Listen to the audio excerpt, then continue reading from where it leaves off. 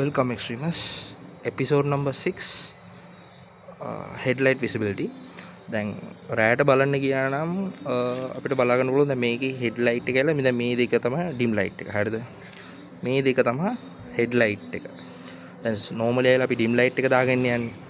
so dim light එක දාන් යද්දී සාමාන්‍ය අයලා අම්බෙන visibility ඇවිල්ලා මේම තමයි එන්නේ. මේම side මේම කෙලින් තමයි එන්නේ. හරිද? headlight එක දැම්මොත් විතරයි මේ corners ටික පොඩ්ඩක් කව වෙන්නේ. ඒ කියන්නේ corners කියන්නේ මේ පැත්තේ.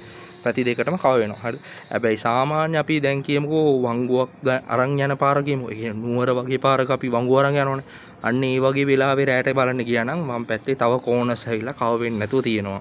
දැන් ඒ වගේ issue එකක් නම් මේ බයික් එකේ පදිද්දි අනිවාර්යයෙන් අපිට හම්බ වෙනවා. ඒ වගේ cases එකට අපි අනිවාර්යයෙන් fog light එකක් පාවිච්චි කරන්න වෙනවා. ඒ වගේම ඒ fog light එක ඇවිල්ලා warranty වලට case වෙන්නේ නැතුව වෙනම line එකක් අරන් මේ කිසිම wire harness එකට damage කරන්න නැතුව දාගන්න වෙනවා.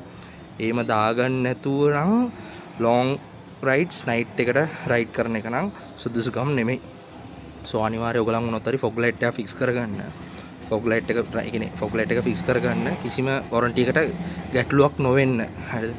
සාමාන්‍ය විදිහට මොන හරි වයරින් එකේ නැත්නම් මොන හරි කේස් එකක් වුණා නම් අනිවාර්යයෙන් අපිට වොරන්ටි එකට ඕක බලපානවා.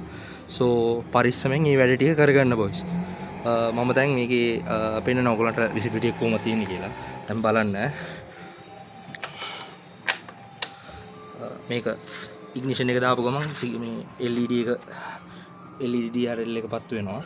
හරිද? සෝ බයික් එක ස්ටාර්ට් වෙච්ච ගමන් මේක always on හරි පේනවනේ. dim එක පත්තු වෙනවා. හරිද? so මේක තමයි තියෙන්නේ ඉස්සරහම. හරිද? dim එක පත්තු වෙනවා.